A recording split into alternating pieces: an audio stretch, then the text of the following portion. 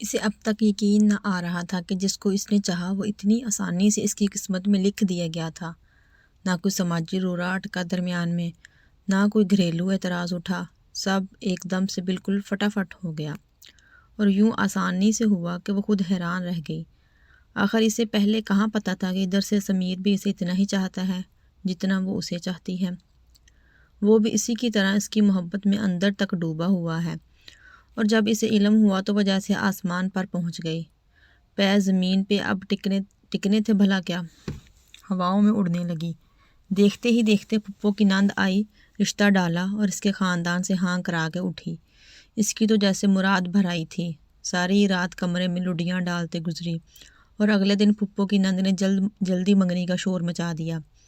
اس کے گھر والے پھپھو کی دی گئی تسلیوں سے کافی مطمئن اور شاداں تھے۔ منگنی کے ہاں کرتے ہی تاریخ دے دی، اور پھر دونوں طرف منگنی کے ہنگامے جاگ اٹھے۔ ایسے میں ایک دن سمیر منگنی کا جوڑا چیک کرانے کی خاطر ان کے گھر چلا آیا، تو دروازہ کھولتے ہی وہ سرخ شرم سے ہو گئی۔ اندر بھاگ جانا چاہا، مگر سمیر کی پھرتی نے اس کا ارادہ ناکام کر دکھایا۔ اس نے اسے کلائی سے پکڑ کر کہا، خوش ہو کیا؟ اور وہ کیا کہتی، پلکیں جھکا کر ساتھ میں سر بھی ہلا دیا، گویا جواب مثبت تھا۔ سمیر کا چہرہ کھل اٹھا۔ منگنی کے بعد تمہیں فون کروں گا۔ اس نے سرگوشی سے اسے آس لگائی، تو وہ اگلے 10 دن فون کی اسکرین کو دیکھ دیکھ کر پاگل ہو گئی، مگر سمیر کو شاید یاد ہی نہیں کس نے یہ بات کہی تھی۔ کاش وہ اس وقت وعدہ نہ کرتا تو آج میں اس ناراضگی میں ڈوبی فون ہی کتنا ہو کر رہ جاتی۔ وہ اندر ہی اندر خود کو کوستی رہی کہ اسی ہی وقت اس سے پکا وعدہ کیوں نہ کرا لیا۔ منگنی کے دوسرے ہفتے فون کے اس پار سے آتی سمیر کی بھاری مگر میٹھی آواز نے اس کے حواس ہی نہیں، ساتھ ہی اس کا دل بھی کھینچ لیا۔ کیسی ہو؟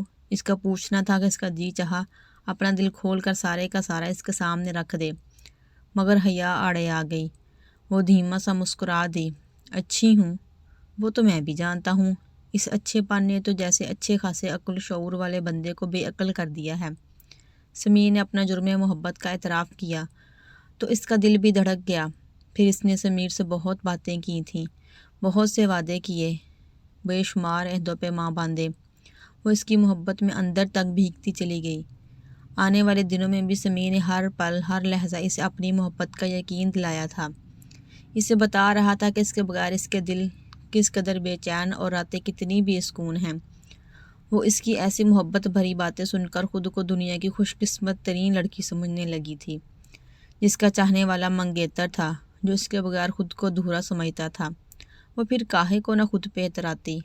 سمیر تو جلدی شادی کرنے کا خواہش مند تھا، مگر مناحل کے گھر والے ہی تھوڑا ٹال مٹول کر رہے تھے کہ بیٹی بیاہ دینا کوئی آسان کہاں ہے، سوئی سے لے کر سلائی تک تیاری ہوتی ہے، ابھی کیسے شادی ہو سکتی ہے، اور اس کی تو ابھی B.Ed کے ایگزامز ہونے والے تھے، ایسے کیسے ایک دم سے سب کچھ چھوڑ کر شادی کر دیں۔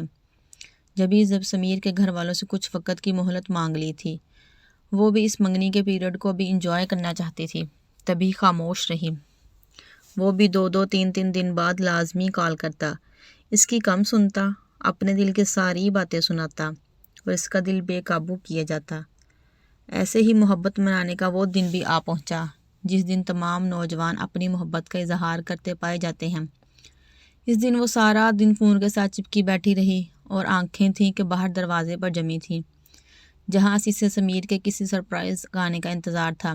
اسے پورا یقین تھا کہ وہ آج کا دن قطعی طور پر مس نہیں کرے گا، پھول اور کارڈ لازمی بھیجے گا، مگر صبح سے دوپہر، دوپہر سے شام، اور پھر شام سے تو رات ہو گئی، اس کا نہ تو میسج تک نہ آیا، حالانکہ اس نے وہ ساری رات اس کے کال کے آنے کا انتظار بھی کیا تھا، مگر فون بج کر نہ دے رہا تھا۔ جب رات اس کی آنکھ لگی تب اس کی آنکھیں کافی حد تک سرخ اور بھیگ چکی تھیں۔ خالی دامن سے وہ کب سوئی اسے کچھ معلوم نہ ہو سکا۔ اگلے دن تک اس کا دل بجھا اور اندر خاموش خاموش رہا، جبھی تو وہ من ہی من سمیر سے ناراض ہو گئی تھی۔ اور پھر جب اگلے دن اس نے فون کیا تو اس نے جان بوجھ کر کال کاٹ دی۔ دوسری بار بیل ہوئی تو کال ریسیو بھی نہ کی، بیل پہ بیل بجنے لگی، اس نے کان لپیٹ لیے، انجان بن گئی۔ سمیر کے اندر کھٹک سا گیا، وہ پریشان سا ہو کر گھر پہنچ گیا۔ سامنا بھابھی سے ہوا تو بے اختیار اس نے مناحل کو لنچ کرانے کا کہہ دیا۔ بھابھی نے امی سے اجازت لے کر مناحل کو تیار ہونے کا کہا تو وہ مان کر نہ دی۔ پھر بابی نے دھمکایا کہ سمیر اندر آ جائے گا خود لینے، تو پھر اسے بادل نخواستہ تیار ہو کر اس کی گاڑی میں آ کر بیٹھنا پڑا، مگر وہ سارا راستہ خاموش ہی رہی۔ سمیر بار بار اسے بلاتا رہا مگر اس نے چپ کا روزہ نہ توڑا۔ آخر کار سمیر تپ گیا۔ کیا ہے یار، یہ تم کس طرح سے میرے ساتھ بیٹھی ہو؟ آپ کو کیا سمجھ میں آتا ہے؟ اس نے دانتوں پہ دانت جمائے۔ تمہاری بے وجہ کی خاموشی میری سمجھ سے باہر ہے۔ اگر کوئی ناراضگی ہے تو بتا دو۔ آپ کو میری ناراضگی کی کب سے پرواہ ہونے لگی؟ اس نے نم آنکھوں سے کہا تو وہ نرمی سے مسکرا دیا۔ تو اس کا مطلب یہ ہوا کہ محترمہ ناراض ہیں؟ وہ شریر ہوا تو مناہل نے سر جھٹک دیا۔ وجہ پوچھ سکتا ہوں؟ جو دل کے قریب ہوتے ہیں دلوں کے راز جانتے ہیں، اس نے طنز کیا۔ تو مسکراتے لب اس کے وہیں بیچ گئے۔ مناہل، مجھے کچھ سمجھ میں نہیں آ رہا کہ تمہارا رویہ کیوں اور کس وجہ سے ایسا ہے۔ اوکے، اگر یہ بات ہے تو میں چلی جاتی ہوں۔ وہ ٹیبل پہ ہاتھ رکھ کر تیزی سے اٹھ کھڑی ہوئی۔ اس نے بے ساختہ اس کے ہاتھوں پر ہاتھ رکھا۔ محبت یوں آسانی سے چھوڑنے والی چیز نہیں ہوتی۔ اس کا لہجہ سنجیدہ تھا۔ محبت؟ وہ ہنسی۔ آپ کو کیا واقعی مجھ سے محبت ہے؟ کیوں، کیا تمہیں کوئی شک ہے؟ وہ اس کی آنکھوں میں دیکھنے لگا۔ تو پھر یہ محبت خاص محبت کے دن کہاں غائب ہو گئی تھی کہ پھول تو بھیجنا درکنار، فون تک نہ کیا اور نہ ہی کوئی اظہار۔ اوہ، تمہاری ناراضگی کی وجہ یہ ہے۔ اسے پل بھر میں ساری بات سمجھ میں آ گئی۔ کیا اس سے بھی بڑی وجہ کوئی اور ہو سکتی ہے؟ ادھر آؤ اور آرام سے بیٹھو۔ اس نے دونوں ہاتھوں سے پکڑ کر اسے سامنے والی کرسی پر بٹھا لیا، مگر اس کا منہ ابھی بھی پھولا ہوا تھا۔